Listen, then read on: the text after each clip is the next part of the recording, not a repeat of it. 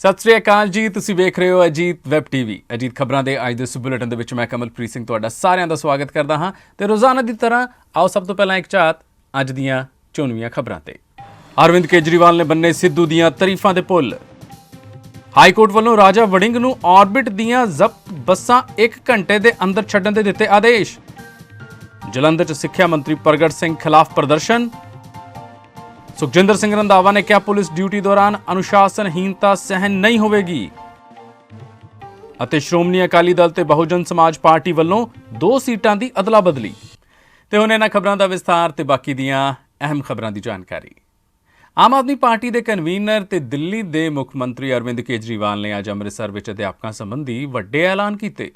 ਉਨ੍ਹਾਂ ਕਿਹਾ ਕਿ ਪੰਜਾਬ ਵਿੱਚ ਆਮ ਆਦਮੀ ਪਾਰਟੀ ਦੀ ਸਰਕਾਰ ਬਣਨ ਤੇ ਸਾਰੇ ਕੱਚੇ ਅਤੇ ਠੇਕਾ ਆਧਾਰਿਤ ਕੰਮ ਕਰ ਰਹੇ ਅਧਿਆਪਕਾਂ ਨੂੰ ਪੱਕਾ ਕੀਤਾ ਜਾਵੇਗਾ। ਨਵੀਂ ਟਰਾਂਸਫਰ ਨੀਤੀ ਬਣਾਈ ਜਾਵੇਗੀ ਜਿਸ ਤਹਿਤ ਅਧਿਆਪਕਾਂ ਨੂੰ ਉਨ੍ਹਾਂ ਦੇ ਘਰ ਦੇ ਨੇੜੇ ਸਕੂਲਾਂ ਵਿੱਚ ਤਾਇਨਾਤ ਕੀਤਾ ਜਾਵੇਗਾ। ਅਧਿਆਪਕਾਂ ਕੋਲੋਂ ਸਿਰਫ ਅਧਿਆਪਨ ਦਾ ਕੰਮ ਹੀ ਲਿਆ ਜਾਵੇਗਾ। ਸਰਕਾਰੀ ਵਿਦਿਅਕ ਅਦਾਰਿਆਂ ਵਿੱਚ ਖਾਲੀ ਪਈਆਂ ਸਾਰੀਆਂ ਅਸਾਮੀਆਂ ਭਰੀਆਂ ਜਾਣਗੀਆਂ। ਅਧਿਆਪਕਾਂ ਨੂੰ ਸਿਖਲਾਈ ਦੇਣ ਲਈ ਵਿਦੇਸ਼ ਅਤੇ ਦੇਸ਼ ਦੇ ਮੈਨੇਜਮੈਂਟ ਅਦਾਰਿਆਂ ਵਿੱਚ ਭੇਜਿਆ ਜਾਵੇਗਾ। ਅਧਿਆਪਕਾਂ ਦੀਆਂ ਤਰੱਕੀਆਂ ਸਮਾਂਬੱਧ ਹੋਣਗੀਆਂ ਅਤੇ ਸਾਰੇ ਅਧਿਆਪਕਾਂ ਦਾ ਕੈਸ਼ਲੈਸ ਸਿਹਤ ਬੀਮਾ ਹੋਵੇਗਾ। ਇਸ ਦੇ ਨਾਲ ਹੀ ਇਸ ਮੌਕੇ ਉਹਨਾਂ ਨਵਜੋਤ ਸਿੰਘ ਸਿੱਧੂ ਦੀ ਸ਼ਲਾਘਾ ਵੀ ਕੀਤੀ ਤੇ ਕਿਹਾ ਕਿ ਕਾਂਗਰਸ ਉਹਨਾਂ ਨੂੰ ਦਬਾਉਣ ਦੀ ਕੋਸ਼ਿਸ਼ ਕਰ ਰਹੀ ਹੈ। ਉਹਨਾਂ ਕਿਹਾ ਕਿ ਜੇਕਰ ਪੰਜਾਬ ਦਾ ਖਜ਼ਾਨਾ ਖਾਲੀ ਹੈ ਤਾਂ ਇਸ ਲਈ ਕਾਂਗਰਸ ਸਰਕਾਰ ਤੇ ਉਸ ਤੋਂ ਪਿਛਲੀ ਅਕਾਲੀ ਸਰਕਾਰ ਜ਼ਿੰਮੇਵਾਰ ਹੈ। ਉਹ ਇਸ ਦੀ ਜਾਂਚ ਕਰਵਾਉਣਗੇ ਕਿ ਖਜ਼ਾਨਾ ਕਿਵੇਂ ਖਾਲੀ ਹੋ ਗਿਆ। मैंने अभी 2-3 दिन पहले उनका इंटरव्यू देखा था चन्नी साहब का। वो कह रहे थे कि असली आम आदमी तो मैं हूँ। बोले मेरे को गिल्ली डंडा भी खेलना आता है, मेरे को गाय का दूध निकालना आता है। तो बोले असली आम आदमी मैं हूँ, वो केजरीवाल जो है वो आम आदमी नहीं है। मैं उनसे 100% सहमत हूँ। मेरे को गिल्ली डंडा खेलना नहीं आता, मेरे को कंचे खेलने नहीं आते, मेरे को बच्चों के स्कूल बनाने आते हैं, मेरे को अच्छी शिक्षा देनी आती है, मेरे को बच्चों का भविष्य बनाना आता है, मेरे को गाय का दूध निकालना नहीं आता, पर मेरे को आपके लिए मोहल्ला क्लिनिक बनाने आते हैं, मेरे को आपके लिए अस्पताल बनाने आते हैं, मेरे को 10-10 कैमरे लेके 24 घंटे घूम घूम के शूटिंग कराना नहीं आता। लेकिन मेरे को आपके बच्चों के लिए, आपके परिवार के लिए अस्पताल बनाने आते हैं, मुफ्त इलाज, मुफ्त दवाइयाँ देना आता है। मेरे को झूठे ऐलान करने नहीं आते, मेरे को आपकी बिजली मुफ्त करनी आती है, आपकी बिजली 24 घंटे करनी आती है। पंजाब की जनता तय करेगी कि उनको नौटंकी करने वाली सरकार चाहिए कि काम करने वाली सरकार चाहिए। ਪੰਜਾਬ ਅਤੇ ਹਰਿਆਣਾ ਹਾਈ ਕੋਰਟ ਨੇ ਪੰਜਾਬ ਦੇ ਟਰਾਂਸਪੋਰਟ ਮੰਤਰੀ ਰਾਜਾ ਵੜਿੰਗ ਨੂੰ ਇੱਕ ਹੋਰ ਵੱਡਾ ਝਟਕਾ ਦਿੰਦਿਆਂ ਆਰਬਿਟ ਬੱਸ ਕੰਪਨੀ ਦੀਆਂ ਬੱਸਾਂ ਤੇ ਕੀਤੀ ਕਾਰਵਾਈ ਤੇ ਰੋਕ ਲਗਾਈ ਹੈ। ਇਸ ਦੇ ਨਾਲ ਹੀ ਹਾਈ ਕੋਰਟ ਨੇ ਬਾਉਂਡ ਕੀਤੀਆਂ ਆਰਬਿਟ ਬੱਸਾਂ 1 ਘੰਟੇ ਦੇ ਅੰਦਰ ਛੱਡਣ ਦੇ ਆਦੇਸ਼ ਦਿੱਤੇ ਹਨ। ਹਾਈ ਕੋਰਟ ਨੇ ਕਿਹਾ ਕਿ ਰੱਦ ਕੀਤੇ ਪਰਮਿਟ ਵੀ ਤੁਰੰਤ ਬਹਾਲ ਹੋਣ। ਇਸ ਤੋਂ ਪਹਿਲਾਂ ਬੀਤੇ ਕੱਲ੍ਹ ਹਾਈ ਕੋਰਟ ਵੱਲੋਂ ਟਰਾਂਸਪੋਰਟ ਮੰਤਰੀ ਰਾਜਾ ਵੜਿੰਗ, ਟਰਾਂਸਪੋਰਟ ਵਿਭਾਗ ਅਤੇ ਪੰਜਾਬ ਸਰਕਾਰ ਨੂੰ ਨੋਟਿਸ ਜਾਰੀ ਕਰਕੇ ਜਵਾਬ ਮੰਗਿਆ ਗਿਆ ਸੀ। ਪ੍ਰਾਈਵੇਟ ਬੱਸ ਸਰਵਿਸ ਨੇ ਐਡਵੋਕੇਟ ਰੋਹਿਤ ਸੂਦ ਰਾਹੀਂ ਪਟੀਸ਼ਨ ਦਾਇਰ ਕੀਤੀ ਸੀ ਕਿਉਂਕਿ ਟੈਕਸ ਨਾ ਭਰਨ ਕਾਰਨ ਪੰਜਾਬ ਸਰਕਾਰ ਵੱਲੋਂ ਨਿਊ ਦੀ ਪ੍ਰਾਈਵੇਟ ਬੱਸ ਸਰਵਿਸ ਦੇ ਪਰਮਿਟ ਰੱਦ ਕਰ ਦਿੱਤੇ ਗਏ ਸਨ। ਉੱਥੇ ਹੀ ਪੰਜਾਬ ਹਰਿਆਣਾ ਹਾਈ ਕੋਰਟ ਦੀ ਕਾਰਵਾਈ ਨੂੰ ਲੈ ਕੇ ਪੰਜਾਬ ਦੇ ਟਰਾਂਸਪੋਰਟ ਮੰਤਰੀ ਰਾਜਾ ਵੜਿੰਗ ਨੇ ਕਿਹਾ ਕਿ ਟੈਕਸ ਚੋਰਾਂ ਤੇ ਕਾਰਵਾਈ ਕੀਤੀ ਸੀ। ਉਹਨਾਂ ਕਿਹਾ ਕਿ ਆਰਬਿਟ ਕੰਪਨੀ ਦੀਆਂ ਬੱਸਾਂ ਤੋਂ 12 ਕਰੋੜ ਰੁਪਏ ਵਸੂਲੇ ਹਨ। ਦੇਖੋ ਨਹੀਂ, ਸਟੇ ਤਾਂ ਕੋਈ ਨਹੀਂ ਹੋਇਆ। ਕੀ ਸਟੇ ਹੋਇਆ? ਉਹਨਾਂ ਨੇ ਕੀ ਕਿਹਾ ਕਿ ਬੱਸਾਂ ਛੱਡ ਦਿਓ। ਇਹ ਕਿਹਾ ਉਹਨਾਂ ਨੇ ਟੈਕਸ ਭਰਿਆ ਪਹਿਲਾਂ। ਜਦੋਂ ਅਸੀਂ ਉਹਨਾਂ ਦੀਆਂ ਬੱਸਾਂ ਇੰਪਾਊਂਡ ਕੀਤੀਆਂ, they have not paid the tax. ਇਸ ਕਰਕੇ ਉਹਨਾਂ ਦੀਆਂ ਬੱਸਾਂ ਅਸੀਂ ਇੰਪਾਊਂਡ ਕੀਤੀਆਂ ਤੇ ਰੱਦ ਕਰਕੇ ਉਹਨਾਂ ਨੂੰ ਫੜੀਆਂ। 12 ਕਰੋੜ ਰੁਪਇਆ ਜਿਹੜਾ ਮੇਰਾ ਖਿਆਲ 13 ਤਰੀਕ ਨੂੰ, ਕੁਝ 13 ਨੂੰ, ਫਿਰ ਕੁਝ 15 ਨੂੰ ਅਸੀਂ ਸੁਖਬੀਰ ਸਿੰਘ ਬਾਦਲ ਜਿਹੜਾ ਆਪਦੇ ਆਪ ਨੂੰ ਫੰਨੇ ਖਾਂ ਕਹਿੰਦਾ ਹੈ, ਉਹਦੇ ਤੋਂ ਪੈਸੇ ਭਰਾਏ। ਬਠਿੰਡੇ ਦੇ ਅੰਦਰ 2 ਕਰੋੜ ਰੁਪਇਆ ਮੈਂ ਰਾਜਧਾਨੀ ਦੇ ਅਗੇਂਸਟ ਭਰਾਇਆ, ਹੁਸ਼ਿਆਰਪੁਰ ਦੇ ਅੰਦਰ, ਤੇ ਫਿਰ ਇਹ ਸਾਰਾ ਜਿਹੜਾ ਮਾਮਲਾ, ਮੈਂ ਕਿਹੜਾ ਉਹਨਾਂ ਦੀਆਂ ਬੱਸਾਂ ਫੜ ਕੇ ਕੋਈ ਆਪਦੀਆਂ ਬੱਸਾਂ ਚਲਾਉਣੀਆਂ ਸੀ। ਅਲਟੀਮੇਟਲੀ ਬੱਸਾਂ ਉਹਨਾਂ ਦੀਆਂ ਸੀ। ਮੈਨੂੰ ਤਾਂ ਕੋਈ ਇਤਰਾਜ਼ ਨਹੀਂ ਜੇ ਮਾਨਯੋਗ ਹਾਈ ਕੋਰਟ ਨੇ ਛੱਡਤੀਆਂ, ਲੇਕਿਨ ਵੱਡੇ ਬੰਦੇ ਸੀ, ਉਹਨਾਂ ਦੀ ਤਾਂ ਬੱਸ ਕਿਸੇ ਨੇ ਫੜੀ ਨਹੀਂ। ਲੇਕਿਨ ਟੈਕਸ ਨੂੰ ਦੇਖਦੇ ਹੋਏ ਅਸੀਂ ਉਹਨਾਂ ਦੇ ਇਹ ਬੱਸਾਂ ਫੜੀਆਂ ਸੀ, ਜਿਹੜਾ ਕਿ ਟੈਕਸ ਉਹਨਾਂ ਨੇ ਭਰ ਦਿੱਤਾ ਗਿਆ। ਠੀਕ ਹੈ, ਲੈ ਜਾਣ, ਬਟ ਜੇ ਫਿਰ ਟੈਕਸ ਨਾ ਦਿੱਤਾ ਤਾਂ ਫਿਰ ਫੜ ਕੇ ਅੰਦਰ ਦੇ ਦੇਣਗੇ। ਤੁਹਾਡੇ ਮੁਤਾਬਕ ਕਿਉਂਕਿ ਤੁਹਾਡੇ ਬੱਸਾਂ ਪਾਉਣ ਕਰਨ ਤੋਂ ਬਾਅਦ ਉਹਨਾਂ ਨੇ ਟੈਕਸ ਭਰਿਆ ਔਰ ਉਹ ਤਜਵੀਜ਼ ਲੈ ਕੇ, ਮੇਰੇ ਮੁਤਾਬਕ ਨਹੀਂ, ਇਹ ਗੱਲ ਔਨ ਰਿਕਾਰਡ ਹੈ। ਇਹ ਗੱਲ ਔਨ ਰਿਕਾਰਡ ਹੈ ਕਿ 12 ਤਰੀਕ ਨੂੰ ਜਿਹੜੀਆਂ ਬੱਸਾਂ ਉਹਨਾਂ ਦੀਆਂ ਉਦੋਂ ਪਹਿਲਾਂ ਇੰਪਾਊਂਡ ਕਰ ਰਹੇ ਸੀ, ਅਸੀਂ ਉਹ ਵਿਦਆਊਟ ਟੈਕਸ ਇੰਪਾਊਂਡ ਕਰ ਰਹੇ ਸਾਂ। ਜਿਹੜੀਆਂ ਬੱਸਾਂ ਹੁਣ ਉਹਨਾਂ ਨੂੰ ਛੱਡ ਦਿੱਤਨ ਜਾਣ ਦੇ ਹੁਕਮ ਜਾਂ ਸਟੇ ਹੋਇਆ, ਉਹਦੇ ਤੇ ਉਹਨਾਂ ਤੋਂ ਪਹਿਲਾਂ ਪੈਸੇ ਲੈ ਲਏ ਗਏ ਸਾਰੇ। ਉਹਨਾਂ ਨੇ OTP ਸਾਤੋਂ ਲਿਆ, ਸਾਡੇ RTA ਸਾਹਿਬਾਨਾਂ ਕੋਲੇ ਜਿਹੜਾ ਬੰਦਾ ਬਕਾਇਆ ਜਮ੍ਹਾਂ ਕਰਾਇਆ, ਜਿਹੜਾ ਕਿ 1 ਸਾਲ ਦੇ ਟੈਕਸ ਚੋਰ ਸੀ, ਉਹ ਅਸੀਂ ਟੈਕਸ ਲਿਆ। ਪਿਛਲੇ ਸਾਲ ਉਹਨਾਂ ਨੂੰ ਟੈਕਸ ਮਾਫ ਹੋ ਗਿਆ, ਟੈਕਸ ਅਸੀਂ ਲਿਆ ਆਪਦਾ। ਸੋ ਜਿਹੜੇ ਬੰਦੇ 12 ਕਰੋੜ ਦੇ ਡਿਫਾਲਟਰ ਹੋਣ, ਉਹ ਆਪਦੀ ਇਸ ਗੱਲ ਨੂੰ ਜਿੱਤ ਸਮਝਣ, ਤਾਂ ਮੈਂ ਸਮਝਦਾ ਕੋਈ ਜਿੱਤ ਨਹੀਂ ਹੈ। ਪਰ ਹਾਂ, ਮੈਂ ਇਹ ਜ਼ਰੂਰ ਸਮਝਦਾ ਸੀ ਵੀ ਇਹਨਾਂ ਚੋਰਾਂ ਦੇ ਉੱਤੇ ਕੋਈ ਨਾ ਕੋਈ ਹੋਰ ਕਾਰਵਾਈ ਹੋਣੀ ਚਾਹੀਦੀ ਹੈ। ਇਹ ਮਾਨਯੋਗ ਹਾਈ ਕੋਰਟ ਜਿਹੜਾ ਉਹਨਾਂ ਨੂੰ ਸਟੇ ਦਿੱਤਾ, ਕਿਉਂਕਿ ਵੱਡੇ ਲੋਕ ਹੈ, ਵੱਡੇ ਬੰਦੇ ਹੈ, ਵੱਡੇ ਹੱਥ ਹੈ, ਲੰਮੇ ਲੰਮੇ ਵਕੀਲ ਹੈ, ਲੰਮੇ ਲੰਮੇ ਹੱਥ ਹੈ। ਸੋ ਇਸ ਗੱਲ ਦਾ ਤਾਂ ਥੋੜਾ ਜਿਹਾ ਮਲਾਲ ਹੋਇਆ ਮਨ 'ਚ ਕਿ ਜਿਨ੍ਹਾਂ ਨੇ ਪੰਜਾਬ ਨੂੰ ਲੁੱਟਿਆ, ਉਹਨਾਂ ਦੀਆਂ ਬੱਸਾਂ ਛੱਡਣ ਦੇ ਆਰਡਰ ਤਾਂ ਦੇਣੇ ਹੀ ਨਹੀਂ ਚਾਹੀਦੇ। ਪਰ ਚਲੋ, ਹਾਈ ਕੋਰਟ ਤੋਂ ਤਾਂ ਉੱਪਰ ਅਸੀਂ ਲੋਕ ਨਹੀਂ ਆ। ਜੋ ਵੀ ਫੈਸਲਾ ਉਹਨਾਂ ਨੇ ਦੇਖਣਾ ਹੈ ਕਿ ਜਾਇਜ਼ ਹੈ, ਨਜਾਇਜ਼ ਹੈ, ਚੰਗਾ ਹੈ ਜਾਂ ਮਾੜਾ ਹੈ। ਪਰ ਅਸੀਂ ਟੈਕਸ ਦੇ ਵਿੱਚ ਅਸੀਂ ਕੋਈ ਨਜਾਇਜ਼ ਬੱਸਾਂ ਨਹੀਂ ਬੰਦ ਕੀਤੀਆਂ, ਟੈਕਸ ਦੇ ਵਿੱਚ ਬੰਦਾ ਬੰਦ। ਤੁਸੀਂ ਉਹਨੂੰ ਪੁੱਛ ਲਓ, ਪੋਲੀਟੀਕਲ ਵੈਂਡੇਟਾ। ਉਹ ਰੋਜ਼ ਕਹਿੰਦਾ ਰਾਜੇ ਵੜਿੰਗ ਨੂੰ ਭਜਾਉਣਾ ਹੈ, ਰੋਜ਼ ਕਹਿੰਦਾ ਫਲਾਂ ਮੇਰੀਆਂ ਬੱਸਾਂ, ਮੈਨੂੰ ਕੋਈ ਪਰਵਾਹ ਨਹੀਂ। ਉਹ ਤਾਂ ਸੋ ਟੈਕਸ ਦੇ ਵਿੱਚ ਬੰਦ ਕੀਤੀਆਂ, ਅਸੀਂ ਕਿਵੇਂ ਬੰਦ ਕਰ ਸਕਦੇ ਹਾਂ? ਵੜਿੰਗ ਸਰ, ਇੱਕ ਹੋਰ ਪਟੀਸ਼ਨ ਵੀ ਉਹਦੀ ਤਰਫੋਂ ਫਾਈਲ ਕੀਤੀ ਗਈ ਸੀ। ਹਾਂਜੀ, ਇੱਕ ਹੋਰ ਪਟੀਸ਼ਨ ਵੀ ਨਿਊ ਦੀਪ ਟਰਾਂਸਪੋਰਟ ਦੀ ਤਰਫੋਂ ਜਿਹੜੀ ਫਾਈਲ ਹੋਈ ਸੀ, ਉਸ ਦੇ ਵਿੱਚ ਵੀ ਤੁਹਾਨੂੰ ਇਨ ਪਰਸਨ ਤੌਰ ਤੇ ਕਿਹਾ ਗਿਆ ਕਿ ਨੋਟਿਸ ਕੀਤਾ ਗਿਆ ਕੋਰਟ। ਯਾਰ ਨੋਟਿਸ ਮਤਲਬ ਇਹ ਵੀ ਮੈਂ ਤੁਹਾਨੂੰ ਦੱਸਣਾ ਚਾਹੁੰਦਾ, ਕਿਸੇ ਵਿਅਕਤੀ ਨੂੰ ਨੋਟਿਸ ਹੋਣਾ ਦੈਟ ਮੀਨਸ ਨਾਟ ਅ ਗੁਨੇਗਾਰ। ਸਾਡੇ ਵਕੀਲ ਨੇ ਜਾ ਕੇ ਕਿਹਾ ਕਿ ਇਹ ਕਿਉਂ ਨੋਟਿਸ ਕੀਤਾ, ਉਹ ਕਹਿੰਦੇ ਉਹਨਾਂ ਨੇ ਕੁਝ ਇਹ ਲਾਈਆਂ ਵੀ ਇਟਸ ਅ ਪੋਲੀਟੀਕਲ ਵੈਂਡੇਟਾ, ਇਹ ਜਾਣਬੁੱਝ ਕੇ ਹੋਇਆ। ਜਦ ਕਿ ਉਹਨਾਂ ਨੇ ਸਟੇ ਦੀ ਗੱਲ ਕੀਤੀ, ਉਹਨਾਂ ਨੂੰ ਕੋਈ ਸਟੇ ਨਹੀਂ ਮਿਲੀ, ਕੋਈ ਰਿਲੀਫ ਨਹੀਂ ਮਿਲਿਆ। ਮੈਨੂੰ ਨੋਟਿਸ ਹੋਇਆ ਤੇ ਫਰਾਈਡੇ ਤੱਕ ਮੈਨੂੰ ਰਿਪਲਾਈ ਕਰਨ ਨੂੰ ਕਿਹਾ। ਕੋਈ ਵੀ ਵਿਅਕਤੀ ਕਿਸੇ ਦੇ ਵੀ ਖਿਲਾਫ ਜਾ ਕੇ ਦਰਖਾਸਤ ਦੇ ਦੇ ਕਿ ਫਲਾਣੇ ਬੰਦੇ ਨੇ ਮੈਨੂੰ ਗਾਲਾਂ ਕੱਢੀਆਂ, ਫਲਾਣੇ ਬੰਦੇ ਨੇ ਮੇਰਾ ਗਲਾ ਘੁੱਟਣ ਦੀ ਕੋਸ਼ਿਸ਼ ਕੀਤੀ ਜਾਂ ਮੈਨੂੰ ਦਬਾਉਣ ਦੀ ਕੋਸ਼ਿਸ਼ ਕੀਤੀ, ਉਹਦੀ ਐਪਲੀਕੇਸ਼ਨ ਤੇ ਮਾਨਯੋਗ ਹਾਈ ਕੋਰਟ ਨੇ ਮੈਨੂੰ ਨੋਟਿਸ ਕਰਤਾ। ਜਦ ਕਿ ਉਹਨਾਂ ਨੇ ਸਟੇ ਮੰਗਿਆ ਇਹਨਾਂ ਦੇ ਪਰਮਿਟਾਂ ਤੇ, ਉਹਨਾਂ ਨੇ ਬਿਲਕੁਲ ਨਹੀਂ ਸਟੇ ਦਿੱਤਾ ਕਿਸੇ ਪ੍ਰਕਾਰ ਦਾ। ਉਹਨਾਂ ਨੇ ਇਹ ਨਹੀਂ ਕਿਹਾ ਕਿ ਰਾਜਾ ਵੜਿੰਗ ਦੀ ਕੋਈ ਗਲਤੀ ਹੈ ਜਾਂ ਰਾਜਾ ਵੜਿੰਗ ਅਕਿਊਜ਼ਡ ਹੈ ਜਾਂ ਰਾਜਾ ਵੜਿੰਗ ਦੇ ਖਿਲਾਫ ਕੋਈ ਮੁਕੱਦਮਾ ਦਾਇਰ ਹੋਣਾ ਚਾਹੀਦਾ ਹੈ। ਨੋਟਿਸ ਕਰਤਾ ਕਿ ਰਾਜਾ ਵੜਿੰਗ ਇਹਦਾ ਰਿਪਲਾਈ ਫਾਈਲ ਕਰ ਦੇ। So no, I don't, it's a very, ਮੈਂ ਸਮਝਦਾ ਕਿ ਵੈਸੇ ਤਾਂ ਨਾ ਹੁੰਦਾ ਤਾਂ ਵੀ ਕੋਈ ਗੱਲ ਨਹੀਂ ਸੀ, but it's a fair deal. ਮੈਂ ਰਿਪਲਾਈ ਕਿੰਨਾ ਕੁ ਹਾਈ ਕੋਰਟ ਵਿੱਚ ਇਹ ਚੀਜ਼ਾਂ ਮਤਲਬ ਦੁਬਾਰਾ ਜਦੋਂ ਹੁਣੇ ਸੁਣਵਾਈ ਹੋਏਗੀ, ਤੁਸੀਂ ਜਿਵੇਂ ਬੋਲਿਆ ਕਿ ਜੋ ਚੋਰ ਸੀ ਜਿਹਨਾਂ ਲੁੱਟਿਆ ਉਹਨਾਂ ਦੀ ਬੱਸਾਂ ਨੂੰ ਛੱਡ ਦਿੱਤੇ, ਕਿਆ ਕੋਰਟ ਦੇ ਵਿੱਚ ਇਹ ਫੈਕਟਸ ਰੱਖੇ ਜਾਣਗੇ? 100% ਸੀਐਮ ਉਹਦੇ ਵਿੱਚ ਐਡ ਆਨ ਕਰਕੇ ਦੁਬਾਰਾ ਤੇ ਰਿਪੀਲ ਕੀਤੀ ਜਾਏਗੀ high court? 100% not on high court, ਅਸੀਂ ਸੁਪਰੀਮ ਕੋਰਟ ਜਾਵਾਂਗੇ, ਬਿਲਕੁਲ ਜਾਣਾ ਸਾਡਾ ਫਰਜ਼ ਬਣਦਾ ਹੈ। ਕਿ ਜਿਨ੍ਹਾਂ ਨੇ ਪਬਲਿਕ ਪਰਸੈਪਸ਼ਨ ਹੈ, ਪੰਜਾਬ ਦੇ ਲੋਕ ਕਹਿੰਦੇ ਆ ਕਿ ਪੰਜਾਬ ਨੂੰ ਲੁੱਟਿਆ, ਤੇ ਮਾਨਯੋਗ ਹਾਈ ਕੋਰਟ ਨੂੰ ਵੀ ਇਹ ਮੇਰਾ ਖਿਆਲ ਪਤਾ ਹੈ। ਜਿਨ੍ਹਾਂ ਲੋਕਾਂ ਨੇ ਜਸਟਿਸ ਸੂਰਿਆਕਾਂਤ ਦੇ ਫੈਸਲੇ ਨਹੀਂ ਲਾਗੂ ਹੋਣ ਦਿੱਤੇ 12-12 ਸਾਲ, ਜੇ ਉਹਨਾਂ ਨੂੰ ਵੀ ਰਿਲੀਫ ਮਿਲੇਗਾ ਤਾਂ ਥੋੜੀ ਜੀ ਮਨ ਨੂੰ ਇਸ ਗੱਲ ਦੀ ਠੇਸ ਤਾਂ पहुंची है। देखिए, ऐसे है कि ऑर्बिट एविएशन के नाम से कंपनी है जिनकी कुछ 50 से ऊपर की बसेज हैं। कुछ इशू था about late payment of tax. वो लेट पेमेंट ऑफ टैक्स में 11 अक्टूबर 2021 को ऑर्डर पास किया गया जिसमें उनको इंस्टॉलमेंट्स में टैक्स देना अलाउड किया गया, जिसकी फ़र्स्ट किस्त जो है वो भरी भी गई। उसके बाद 18 अक्टूबर को अचानक वो ऑर्डर विड्रॉ कर लिया जाता है। 27 अक्टूबर को वो और टैक्स जमा कराते हैं। उसके बाद अचानक 12 नवंबर को एक ऑर्डर पास किया जाता है cancelling their permits, despite the fact कि वो 10 और 11 तारीख को अथॉरिटी में जाके टैक्स जमा कराने की कोशिश करते हैं। पोर्टल डाउन है और 15 नवंबर को टैक्स जमा करा दिया। 15 नवंबर को ही उनको ऑर्डर सर्व किया जाता है। नो ड्यू सर्टिफिकेट भी दिए जाते हैं कि 30 नवंबर तक आपने टैक्स जमा करा दिया। बाकी जो ऑपरेटर्स हैं उनको कहा जाता है कि आप टाइम टेबल का हिस्सा बनिए और बाद में टैक्स जमा कराइए, लेकिन इनके अगेंस्ट परमिट कैंसिलेशन के ऑर्डर पास होते हैं।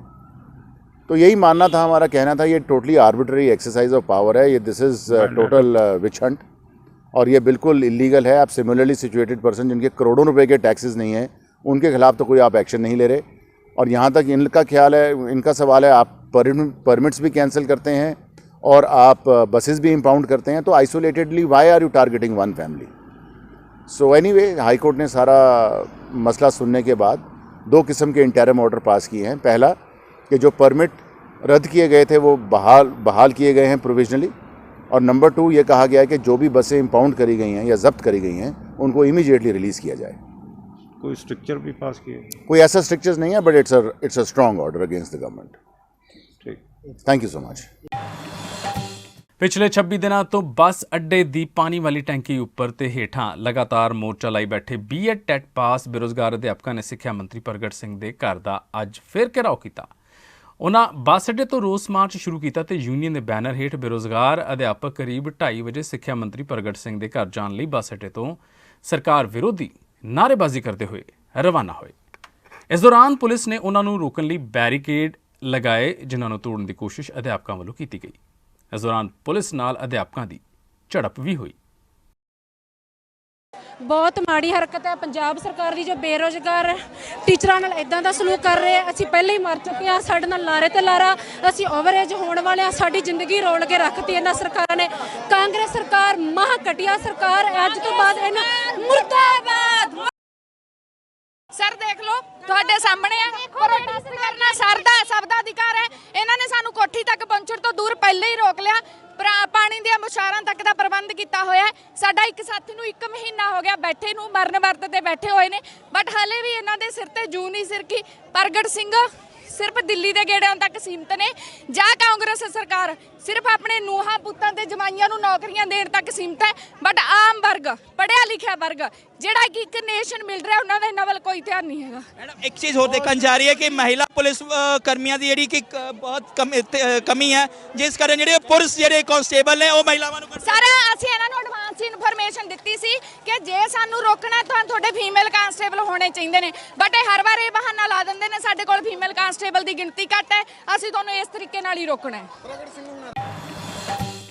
ਪੰਜਾਬ ਦੇ ਉਪ ਮੁੱਖ ਮੰਤਰੀ ਸੁਖਜਿੰਦਰ ਸਿੰਘ ਰੰਧਾਵਾ ਨੇ ਸੂਬੇ ਦੀਆਂ ਪੁਲਿਸ ਬਟਾਲੀਅਨਾਂ, ਪੁਲਿਸ ਥਾਣਿਆਂ 'ਚੋਂ ਅਣਅਧਿਕਾਰਿਤ ਗਨਮੈਨ ਡਿਊਟੀ ਲਗਾਉਣ ਦਾ ਸਖਤ ਨੋਟਿਸ ਲੈਂਦਿਆਂ ਸਾਰੇ ਜ਼ੋਨਾਂ ਦੇ ਆਈਜੀਜ਼, ਡੀਆਈਜੀਜ਼ ਨੂੰ ਨਿੱਜੀ ਤੌਰ ਤੇ ਆਡਿਟ ਕਰਕੇ 25 ਨਵੰਬਰ ਤੱਕ ਰਿਪੋਰਟ ਸੌਂਪਣ ਦੇ ਲਈ ਆਖਿਆ ਹੈ। ਰੰਧਾਵਾ ਨੇ ਕਿਹਾ ਕਿ ਉਹਨਾਂ ਦੇ ਧਿਆਨ ਵਿੱਚ ਆਇਆ ਹੈ ਕਿ ਪੁਲਿਸ ਬਟਾਲੀਅਨਾਂ, ਪੁਲਿਸ ਥਾਣਿਆਂ 'ਚੋਂ ਅਣਅਧਿਕਾਰਿਤ ਤੌਰ ਉੱਤੇ ਗਨਮੈਨ ਡਿਊਟੀ ਤੇ ਲਗਾਈ ਜਾਂਦੀ ਹੈ। ਉਹਨਾਂ ਕਿਹਾ ਕਿ ਇਹ ਬਹੁਤ ਗੰਭੀਰ ਮਾਮਲਾ ਹੈ। ਇਸੇ ਤਰ੍ਹਾਂ ਪੁਲਿਸ ਅਧਿਕਾਰੀ, ਕਰਮਚਾਰੀ ਬਿਨਾਂ ਪ੍ਰਵਾਨਗੀ ਦੇ ਆਪਣੇ ਅਧਿਕਾਰ ਖੇਤਰ ਤੋਂ ਬਾਹਰ ਚਲੇ ਜਾਂਦੇ ਹਨ, ਜਿਸ ਨੂੰ ਬਰਦਾਸ਼ਤ ਨਹੀਂ ਕੀਤਾ ਜਾਵੇਗਾ। ਉਹਨਾਂ ਕਿਹਾ ਕਿ ਪੁਲਿਸ ਇੱਕ ਅਨੁਸ਼ਾਸਨਬੱਧ ਫੋਰਸ ਹੈ ਅਤੇ ਅਜਿਹੀ ਅਨੁਸ਼ਾਸਨਹੀਨਤਾ ਸਹਿਨ ਨਹੀਂ ਹੋਵੇਗੀ। ਇਸ ਸੰਬੰਧੀ ਕੀਤੇ ਹੁਕਮਾਂ ਦੀ ਉਲੰਘਣਾ ਕਰਨ ਵਾਲੇ ਖਿਲਾਫ ਸਖਤ ਕਾਰਵਾਈ ਵੀ ਕੀਤੀ ਜਾਵੇਗੀ। ਇਹ ਕੀਤਾ ਕਿ ਜਿਹੜੀ ਸਿਕਿਉਰਿਟੀ, ਐਡੀਸ਼ਨਲ ਸਿਕਿਉਰਿਟੀ ਚਾਹੀਦੀ ਆ, ਉਹ ਡਿਸਟ੍ਰਿਕਟ ਵਾਈਜ਼ ਜਿਹੜੀ ਉਹਨਾਂ ਦੀ ਡਿਮਾਂਡ ਹੈ ਉਹਨੂੰ ਅਸੀਂ ਬਹੁਤ ਜਲਦੀ ਪੂਰੀ ਕਰ ਰਹੇ ਹਾਂ, ਕਿ ਤਾਂ ਕਿ ਜਿਹੜੇ ਨਾਕੇ ਲੱਗਦੇ ਆ ਜਾਂ ਕੋਈ ਡਿਊਟੀ ਹੋਰ ਦੇਣੀ ਪੈਂਦੀ ਹੈ, ਪੁਲਿਸ ਸ਼ਹਿਰਾਂ ਦੇ ਵਿੱਚ ਗਸ਼ਤ ਕਿਵੇਂ ਕਰਨੀ ਹੈ, ਕਿਵੇਂ ਉਹਨਾਂ ਨੂੰ ਦੇਖਣਾ, ਇਹਦੇ ਸਾਰੀਆਂ ਚੀਜ਼ਾਂ ਦੇ ਕਰਕੇ ਉਹਨਾਂ ਦੇ ਪੂਰਾ ਰਿਵਿਊ ਕੀਤਾ ਕਿ ਤਾਂ ਕਿ ਕੋਈ ਇਹੋ ਜਿਹੀ ਗੱਲ ਨਾ ਰਹਿ ਜਾਏ ਕਿ ਸਿਕਿਉਰਿਟੀ ਦੇ ਪੱਖੋਂ ਇਹ ਕੋਈ ਸਾਡੇ 'ਚ ਢਿੱਲ ਮੱਠ ਰਹੇ। ਅੱਜ ਪੰਜਾਬ ਦੇ ਵਿੱਚ 90,000 ਜਿਹੜੀ ਪੁਲਿਸ ਆ, ਔਰ 10 ਤੋਂ 12,000 ਵਿੱਚ ਹੋਮਗਾਰਡ ਵੀ, ਤਕਰੀਬਨ ਲੱਖ ਜਿਹੜੇ ਸਾਡੇ ਕੋਲ ਪੁਲਿਸ ਦਾ ਮੁਲਾਜ਼ਮ ਆ।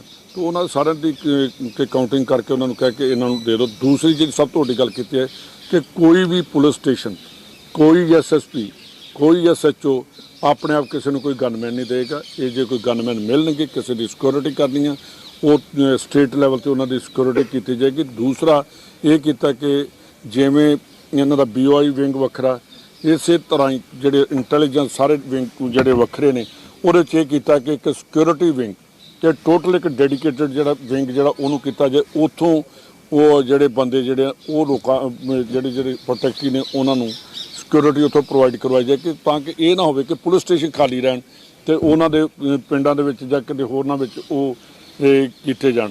ਜਿੰਨੇ ਸ਼ਹਿਰ ਨੇ, ਜਿਵੇਂ ਤੁਹਾਡਾ ਅੰਮ੍ਰਿਤਸਰ ਆ, ਉਹਨਾਂ ਨੇ ਆਪਣਾ ਦੱਸਿਆ ਕਿ ਸਾਡੇ ਇੰਨੇ CCTV ਕੈਮਰੇ ਲੱਗਣੇ, ਉਹਨਾਂ ਨੂੰ ਪੈਸੇ ਵੀ ਕਦੇ ਸਾਡੇ ਕੋਲ ਆ ਗਏ ਨੇ। ਉਹਦੇ ਕਰਦੇ 75 ਕਰੋੜ ਰੁਪਈਆ ਪੁਲਿਸ ਹਾਊਸਿੰਗ ਕਾਰਪੋਰੇਸ਼ਨ ਨੇ ਪੁਲਿਸ ਸਟੇਸ਼ਨਾਂ ਦੇ ਉੱਤੇ ਜਿਹੜੇ ਕੋਈ 75 ਕਰੋੜ ਦੇ ਕੈਮਰੇ ਲਾਉਣੇ, ਉਹਦਾ ਵੀ ਸਾਡਾ ਟੈਂਡਰ ਹੋ ਗਿਆ। ਉਹਦੇ ਬਹੁਤ ਜਲਦੀ ਅਸੀਂ ਉਹ ਵੀ ਸਾਰੇ ਕਰਨ ਲੱਗੇ ਹਾਂ। ਬਟਾਲਾ ਜਾਂ ਕੋਈ ਡਿਸਟ੍ਰਿਕਟ ਕੋਈ ਵੀ ਸ਼ਹਿਰ ਲੈ ਲਈਏ, ਸਾਰੇ ਸ਼ਹਿਰਾਂ ਦੇ ਵਿੱਚ ਉਹਨਾਂ ਨੇ ਕਿਹਾ ਕਿ ਅਸੀਂ ਜਿਹੜੇ ਕੈਮਰੇ ਜਿਹੜੇ ਨੇ ਉਹਨਾਂ ਵੱਧ ਕੇ ਉਹਦੇ ਜਿਹੜੀ ਇੱਕ ਥੋੜ੍ਹੀ ਜਿਹੀ ਜਿਹੜੀ ਟੈਕਨੀਕਲ ਪ੍ਰੋਬਲਮ ਆਈ ਕਿ ਉਹਨਾਂ ਦੀ ਮੋਨੀਟਰਿੰਗ ਜਿਹੜੀ ਆ ਉਹ ਵੀ ਕਹਿ ਦਿੱਤਾ ਕਿ ਕੰਸਰਨਡ ਜਿਹੜਾ ਏਰੀਆ ਉਸ ਪੁਲਿਸ ਸਟੇਸ਼ਨ ਦੇ ਵਿੱਚ ਉਹਨੂੰ ਕਰ ਦਿੱਤਾ ਜਾਏ, ਕੰਟਰੋਲ ਉਸ ਏਰੀਆ ਦਾ ਪੁਲਿਸ ਸਟੇਸ਼ਨ ਉਸ 'ਚ ਰਵੇ ਤਾਂ ਕਿ ਇਮੀਡੀਏਟਲੀ ਜੇ ਕੋਈ ਇਨਸੀਡੈਂਟ ਹੁੰਦਾ ਤਾਂ ਉਹਨੂੰ ਆਪਾਂ ਉਹਦੇ 'ਤੇ ਐਕਸ਼ਨ ਲੈ ਸਕੀਏ। ਦੂਸਰੀ ਗੱਲ ਇਹਨਾਂ ਨੇ ਕਿਹਾ ਕਿ ਜਿਹੜੀਆਂ PCR ਦੀਆਂ ਗੱਡੀਆਂ ਨੇ ਕਿ ਇਹ ਜਿਹੜੀਆਂ ਵਧਾਉਣੀਆਂ ਚਾਹੀਦੀਆਂ ਨੇ। ਇਹ ਮੈਂ ਤੇ ਡੀ ਸਾਹਿਬ ਨੇ ਕਰ ਲਈ ਗੱਲ, ਉਹ ਵੀ ਅਸੀਂ PCR ਦੀਆਂ ਜਿਹੜੀਆਂ ਗੱਡੀਆਂ ਨੇ ਉਹ ਖੜੀਆਂ ਕੀਤੀਆਂ ਜਾਣਗੀਆਂ ਤਾਂ ਕਿ ਕੋਈ ਵੀ ਵਾਰਦਾਤ ਹੁੰਦੀ ਤੇ ਇਮੀਡੀਏਟਲੀ ਉਹਦੇ ਪਿੱਛੇ ਅਸੀਂ ਉਹਦੇ 'ਤੇ ਐਕਸ਼ਨ ਕਰਨ ਨੂੰ ਤਿਆਰ ਸਾਡੇ ਰਹਿਣ।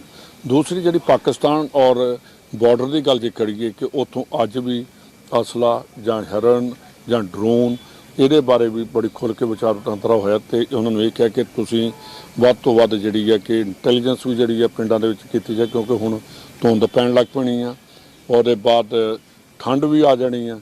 ਉਹ ਇਸ ਟਾਈਮ ਦੇ ਵਿੱਚ ਵੀ ਉਹਨਾਂ ਦੀ ਜਿਹੜੀ ਹੈ ਕਿ ਗਤੀਵਿਧੀਆਂ ਜਿਹੜੀਆਂ ਨੇ ਉਹ ਵਧਣਗੀਆਂ ਤੇ ਨਾਲ ਹੀ ਜਿਹੜੇ ਨਸ਼ਿਆਂ ਦੇ ਉੱਤੇ ਇਹਨਾਂ ਨੂੰ ਕਿਹਾ ਕਿ ਜ਼ੀਰੋ ਟੋਲਰੈਂਸ ਆ। ਔਰ ਜਿਹੜਾ ਸਿੰਥੈਟਿਕ ਡਰੱਗ ਜਾਂ ਕੈਮਿਸਟ ਜਾਂ ਪਿੰਡਾਂ ਦੀਆਂ ਦੁਕਾਨਾਂ 'ਚ ਇਹ ਵੀ ਕਿਹਾ ਕਿ ਇਮੀਡੀਏਟਲੀ ਉੱਥੇ ਐਕਸ਼ਨ ਕਰੋ ਤਾਂ ਕਿ ਕੋਈ ਵੀ ਪੰਜਾਬ ਦਾ ਨੌਜਵਾਨ ਨਸ਼ੇ ਦੇ ਵਿੱਚ। ਮੈਂ ਇੱਕ ਚੀਜ਼ ਤੁਹਾਨੂੰ ਵੀ ਮੈਂ ਅੰਦਰ ਵੀ ਗੱਲ ਕਰਕੇ ਆਇਆ ਕਿ ਮੈਨੂੰ 2 ਦਿਨ ਦੇ ਵਿੱਚ ਜਿਹੜੇ ਕਹਿੰਦੇ ਬਿਗ ਫਿਸ਼ ਜਾਂ ਵੱਡੇ ਜਿਹੜੇ ਸਮਗਲਰ ਨੇ ਡਰੱਗਸ ਦੇ ਉੱਤੇ, ਮੈਂ ਉਹਨਾਂ ਦੀ 2 ਦਿਨ 'ਚ ਲਿਸਟ ਮੰਗੀ ਕਿ ਉਹਨਾਂ ਦੇ ਉੱਤੇ ਤੁਸੀਂ ਐਕਸ਼ਨ ਕੀ ਕੀਤਾ, ਉਹ ਕਿੱਥੇ ਫੇਰ ਰਹੇ ਨੇ, ਕਿਵੇਂ ਕਰ ਰਹੇ ਨੇ, ਕਿਉਂ ਪ੍ਰੈਸ ਨੂੰ ਨਹੀਂ ਉਹ ਜਾ ਰਹੇ ਕਿ ਵੱਡੇ ਜਿਹੜੇ ਉਹਦੇ ਵਿੱਚ ਨਸ਼ਿਆਂ ਦੇ ਵਿੱਚ ਆ ਉਹਨਾਂ ਦੀਆਂ ਲਿਸਟਾਂ ਮੈਂ ਤੁਹਾਨੂੰ ਵੀ ਪ੍ਰੋਵਾਈਡ ਕਰਾਉਂਗਾ ਕਿ ਆਹ ਬੰਦੇ ਜਿਹੜੇ ਨੇ ਇਹਨਾਂ ਦਾ ਨਾਂ ਨਸ਼ਿਆਂ ਦੇ ਵਿੱਚ ਆਉਂਦਾ, ਤਾਂ ਕਿ ਪਬਲਿਕ ਨੂੰ ਪਤਾ ਲੱਗੇ ਕਿ ਨਸ਼ੇ ਵੇਚਣ ਵਾਲਿਆਂ ਦੇ ਵਿੱਚ ਕੌਣ ਆ ਰਹੇ ਨੇ। ਇਹ ਸਾਰੀਆਂ ਮੀਟਿੰਗ ਕਰਕੇ ਔਰ ਨਾਲ ਹੀ ਮੈਂ ਕਿਹਾ ਕਿ ਇਮੀਡੀਏਟਲੀ ਜਿੰਨੇ SHO ਔਰ DSP ਨੇ ਉਹ 1/3 ਜਿਹੜੇ ਨੇ ਹਰ ਰੋਜ਼ ਉਹ ਆਪਣੇ ਇਲਾਕਿਆਂ ਦੇ ਵਿੱਚ ਬਾਹਰ ਰਹਿਣਗੇ। SSP SP DSP ਤੇ ਇਨਕਲੂਡਿੰਗ ਸਾਡੇ ADGP ਜਿਨ੍ਹਾਂ ਨੂੰ ਅਸੀਂ ਇਹ ਡਿਸਟ੍ਰਿਕਟ ਦਿੱਤੇ ਨੇ ਉਹ ਆਪਣੇ ਇਲਾਕਿਆਂ ਨੂੰ ਚੈਕਿੰਗ ਕਰਨਗੇ ਔਰ ਇਹੋ ਜਿਹੀ ਕੋਈ ਚੀਜ਼ ਨਹੀਂ ਰਹਿਣ ਦਿੱਤੀ ਜਾਏ ਕਿ ਕੋਈ ਬੈਡ ਐਲੀਮੈਂਟ ਪੰਜਾਬ ਨੂੰ ਖਰਾਬ ਕਰਨ ਦੀ ਕੋਸ਼ਿਸ਼ ਕੀਤੀ ਜਾਏ, ਉਹ ਬਿਲਕੁਲ ਨਹੀਂ ਉਹਨਾਂ ਨੂੰ ਟੋਲਰੇਟ ਕੀਤਾ ਜਾਏਗਾ। ਸ਼੍ਰੋਮਣੀ ਅਕਾਲੀ ਦਲ ਦੇ ਪ੍ਰਧਾਨ ਸੁਖਬੀਰ ਸਿੰਘ ਬਾਦਲ ਅਤੇ ਬਹੁਜਨ ਸਮਾਜ ਪਾਰਟੀ ਪੰਜਾਬ ਦੇ ਸੂਬਾ ਪ੍ਰਧਾਨ ਜਸਵੀਰ ਸਿੰਘ ਗੜੀ ਨੇ ਸਾਂਝੇ ਤੌਰ ਤੇ ਐਲਾਨ ਕੀਤਾ ਹੈ ਕਿ ਵਿਧਾਨ ਸਭਾ ਹਲਕਾ ਮੋਹਾਲੀ ਅਤੇ ਲੁਧਿਆਣਾ ਨਾਰਥ ਜੋ ਕਿ ਪਹਿਲਾਂ ਬਹੁਜਨ ਸਮਾਜ ਪਾਰਟੀ ਦੇ ਹਿੱਸੇ ਵਿੱਚ ਸਨ, ਹੁਣ ਇਨ੍ਹਾਂ ਸੀਟਾਂ ਉੱਪਰ ਸ਼੍ਰੋਮਣੀ ਅਕਾਲੀ ਦਲ ਚੋਣ ਲੜੇਗਾ ਅਤੇ ਇਸ ਦੀ ਜਗ੍ਹਾ ਤੇ ਵਿਧਾਨ ਸਭਾ ਹਲਕਾ ਰਾਏਕੋਟ SC ਅਤੇ ਦੀਨਾਨਗਰ SC ਜੋ ਸ਼੍ਰੋਮਣੀ ਅਕਾਲੀ ਦਲ ਦੇ ਹਿੱਸੇ ਸਨ, ਇਨ੍ਹਾਂ ਉੱਪਰ ਹੁਣ ਬਹੁਜਨ ਸਮਾਜ ਪਾਰਟੀ ਦੇ ਉਮੀਦਵਾਰ ਚੋਣ ਲੜਨਗੇ। ਅੱਜ ਪਾਰਟੀ ਦੇ ਮੁੱਖ ਦਫ਼ਤਰ ਤੋਂ ਇਸ ਬਾਰੇ ਜਾਣਕਾਰੀ ਦਿੰਦੇ ਹੋਏ ਪਾਰਟੀ ਦੇ ਸੀਨੀਅਰ ਮੀਤ ਪ੍ਰਧਾਨ ਅਤੇ ਬੁਲਾਰੇ ਡਾਕਟਰ ਦਲਜੀਤ ਸਿੰਘ ਚੀਮਾ ਨੇ ਦੱਸਿਆ ਕਿ ਕੁੱਲ ਸੀਟਾਂ ਦੀ ਵੰਡ ਪਹਿਲਾਂ ਹੀ ਤਰ੍ਹਾਂ ਕੀਤੀ ਰਹੇਗੀ ਅਤੇ ਸ਼੍ਰੋਮਣੀ ਅਕਾਲੀ ਦਲ 97 ਸੀਟਾਂ ਉੱਪਰ ਅਤੇ ਬਹੁਜਨ ਸਮਾਜ ਪਾਰਟੀ 20 ਸੀਟਾਂ ਉੱਪਰ ਚੋਣ ਲੜੇਗੀ। ਖੇਤੀ ਕਾਨੂੰਨ ਵਾਪਸ ਲੈਣ ਤੋਂ ਬਾਅਦ ਪੰਜਾਬ ਵਿੱਚ ਬਦਲਦੇ ਸਿਆਸੀ ਹਾਲਾਤ ਦਰਮਿਆਨ ਭਾਜਪਾ ਦੇ ਸੂਬਾ ਇੰਚਾਰਜ ਦੁਸ਼ਯੰਤ ਗੌਤਮ ਨੇ ਕਿਹਾ ਸੀ ਕਿ ਜੇਕਰ ਅਕਾਲੀ ਦਲ ਛੋਟਾ ਭਰਾ ਬਣਨ ਲਈ ਤਿਆਰ ਹੈ ਤਾਂ ਭਾਜਪਾ ਇੱਕ ਵਾਰ ਫਿਰ ਗੱਠਜੋੜ ਕਰ ਸਕਦੀ ਹੈ। ਦੁਸ਼ਯੰਤ ਗੌਤਮ ਦੇ ਇਸ ਬਿਆਨ ਤੇ ਪਾਰਟੀ ਦੇ ਚੋਣ ਇੰਚਾਰਜ ਤੇ ਕੇਂਦਰੀ ਜਲ ਸ਼ਕਤੀ ਮੰਤਰੀ ਗਜੇਂਦਰ ਸ਼ੇਖਾਵਤ ਕੁਝ ਵੀ ਕਹਿਣ ਨੂੰ ਤਿਆਰ ਨਹੀਂ ਹਨ। ਭਾਜਪਾ ਦੇ ਸੂਬਾ ਦਫ਼ਤਰ 'ਚ ਚੋਣਾਂ ਸੰਬੰਧੀ ਬੈਠਕਾਂ 'ਚ ਹਿੱਸਾ ਲੈਣ ਪਹੁੰਚੇ ਸ਼ੇਖਾਵਤ ਨੇ ਜਿੱਥੇ ਕਰਤਾਰਪੁਰ ਕੋਰੀਡੋਰ ਖੁੱਲ੍ਹਣ ਤੇ ਖੇਤੀ ਕਾਨੂੰਨਾਂ ਦੇ ਵਾਪਸ ਹੋਣ ਨੂੰ ਇਤਿਹਾਸਕ ਦੱਸਿਆ, ਉੱਥੇ ਹੀ ਗੌਤਮ ਦੇ ਬਿਆਨ ਤੇ ਕੁਝ ਟਿੱਪਣੀ ਕਰਨ ਤੋਂ ਉਹਨਾਂ ਨੇ ਇਨਕਾਰ ਕਰ ਦਿੱਤਾ। ਸ਼ੇਖਾਵਤ ਦਾ ਕਹਿਣਾ ਹੈ ਕਿ ਪਾਰਟੀ ਸੂਬੇ ਦੀਆਂ ਸਾਰੀਆਂ 117 ਸੀਟਾਂ ਤੇ ਚੋਣ ਲੜਨ ਦੀ ਤਿਆਰੀ कर रही है। मैं मूल विषय आप सबके सामने रखना चाहता हूं, लेकिन उससे पहले जब मैं आज से 15 दिन पहले आप सब लोगों से रूबरू हुआ था, आप सब लोगों के बीच में आया था, तब आप सब मित्रों ने मुझे 2 विषय बहुत प्रमुखता से पूछे थे। एक था करतारपुर साहिब कॉरिडोर को वापस रीओपन करने का, जो कोरोना के बाद में, कोरोना के संकट के बाद में बंद हो गया था। मैं आप सबको बधाई देना चाहता हूं और आप सबको उसके लिए शुभकामनाएं भी देना चाहता हूं कि माननीय प्रधानमंत्री जी ने पंजाब की और पंजाब के बाहर भी देश दुनिया में रहने वाले हमारे जितने भी सिख धर्म के अनुयायी हैं, उसके अतिरिक्त भी और गुरु नानक देव जी के जितने भी उपासक हैं उन सबको एक बहुत बड़ी सौगात देते हुए एक बार फिर करतारपुर साहिब कॉरिडोर को खोलने का निर्णय किया है। मैं पंजाब के लोगों की तरफ से, सिख धर्म के अनुयायियों की तरफ से और गुरु नानक देव जी, क्योंकि वो केवल सिखों तक ही उनका जीवन नहीं है, उनके विचार, उनका धर्म, धार्मिक मान्यताएं और उनके उपदेश सिख धर्म के बाहर भी अनेक लोग, करोड़ों लोग उसकी पालना करते हैं, उनके उपासक हैं। मैं उन सब की तरफ से माननीय प्रधानमंत्री जी को इसके लिए धन्यवाद देना चाहता हूँ। दूसरा विषय, जो मैं पंजाब में जब आया था, पहली बार आया उस समय भी और उसके अतिरिक्त भी जब कभी भी मीडिया के मित्रों से बात हुई तब हमेशा ही उस दूसरे विषय के बारे में भी, कि जो एक लॉकजैम जैसी स्थिति पिछले दिनों से बनी थी, लगभग 1 साल से के समय से, उसका भविष्य क्या होगा उसको लेकर के भी आप सब में उत्सुकता थी। देश के किसानों के हित में व्यापक निर्णय करते हुए और साथ साथ में राष्ट्र हित में कि सरकार द्वारा, संसद द्वारा पारित किए गए कानूनों को वापस लेने का निर्णय भी माननीय प्रधानमंत्री जी ने किया है। एक व्यापक सोच के तहत इस बात को स्वीकारते हुए कि जो कुछ हमने किया था वो किसानों के हित के लिए किया था, लेकिन शायद हम कुछ किसानों को इस बात को समझाने में कामयाब नहीं हुए और एक गतिरोध जैसी स्थिति बनी है।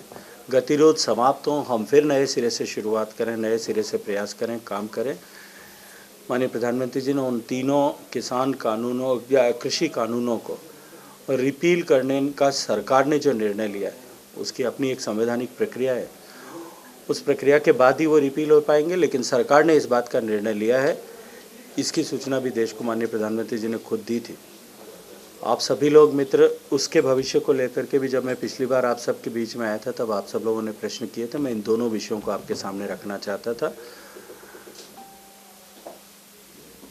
वो आज और आने वाले समय में मूल रूप से जिस विषय को लेकर के हम सब चर्चा कर रहे हैं, हम जानते हैं आने वाले 2-3 महीने में चुनाव होने वाले हैं और भारतीय जनता पार्टी पहली बार 23 सीटों के दायरे से आगे बढ़ कर के प्रदेश में चुनाव लड़ने वाली है।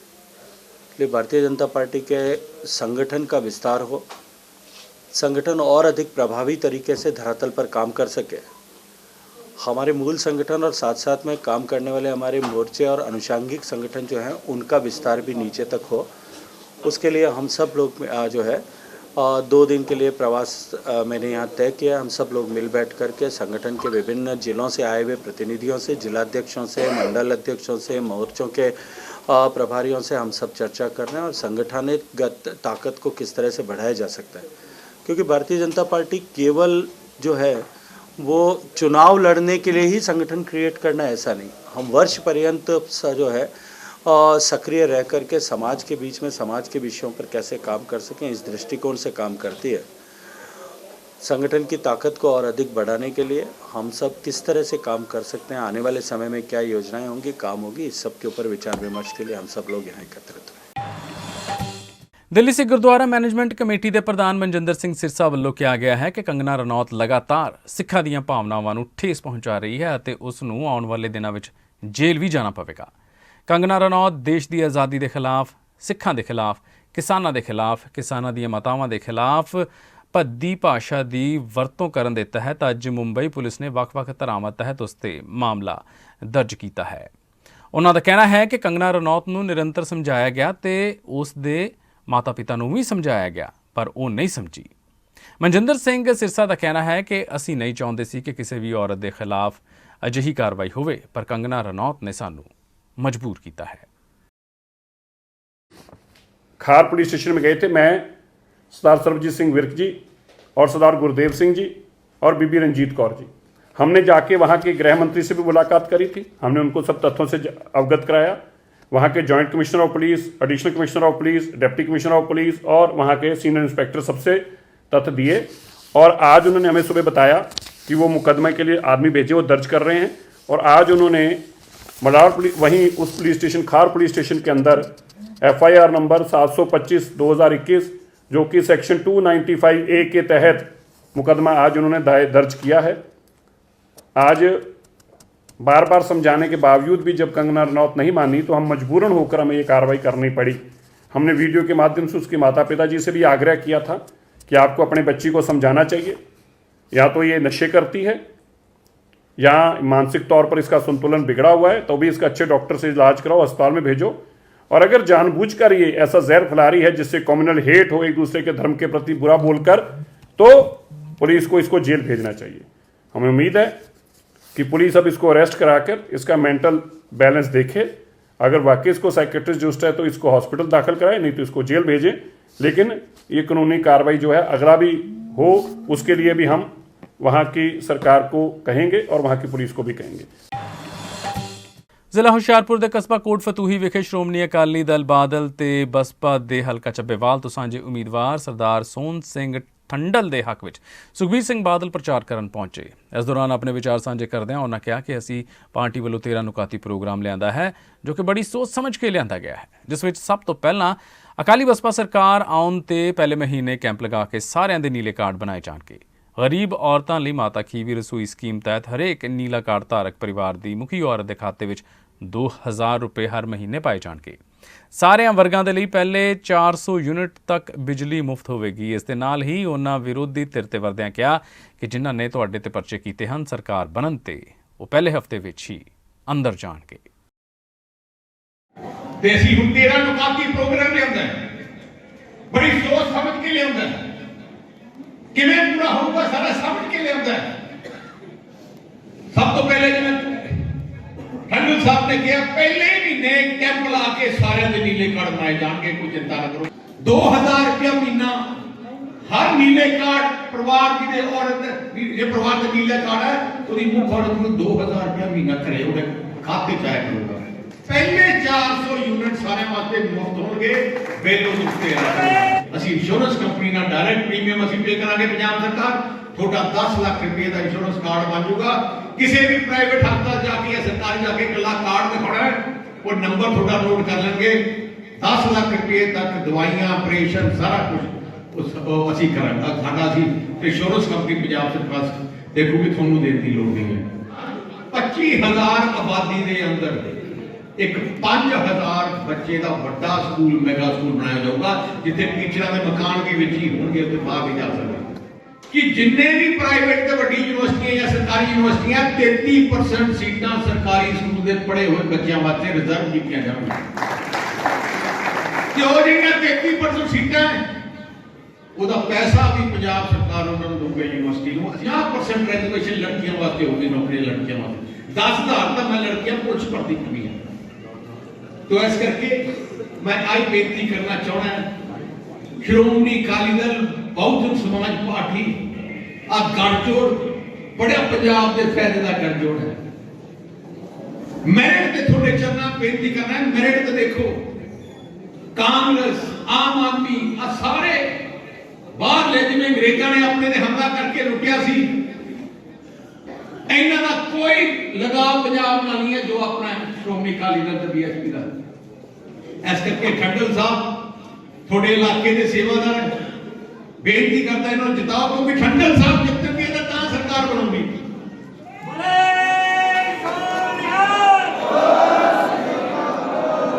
इन्होंने ताकत भी मिलूगी, सरकार च अपने आप काम अच्छे इलाके वो करा सकेंगे। ते मैं इन्ना कहना, जिहड़े ने थोड़े दे पर्चे कीते उहदा पहले हफ्ते ही अंदर जाणगे, मैं तुहानू गारंटी।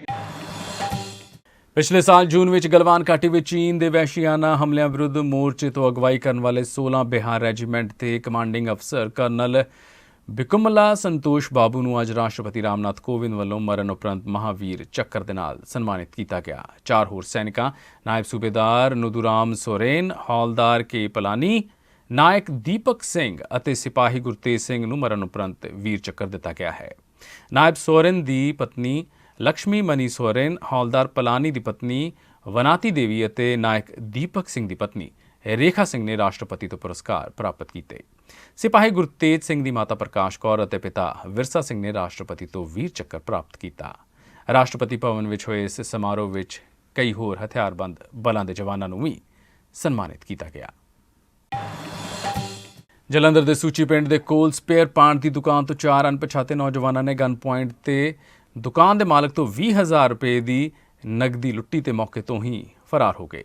ਇਸ ਸੰਬੰਧ ਵਿੱਚ ਜਾਣਕਾਰੀ ਦਿੰਦੇ ਹੋਏ ਦੁਕਾਨ ਮਾਲਕ ਜਸਪਾਲ ਸਿੰਘ ਨੇ ਦੱਸਿਆ ਕਿ ਉਹ ਦੁਕਾਨ ਤੇ ਮੌਜੂਦ ਸੀ ਤਾਂ ਅਚਾਨਕ ਹੀ 4 ਨੌਜਵਾਨ ਉਸ ਦੀ ਦੁਕਾਨ ਤੇ ਆਏ ਅਤੇ ਉਸ ਦੇ ਨਾਲ ਗੱਲਬਾਤ ਕਰਨ ਲੱਗੇ।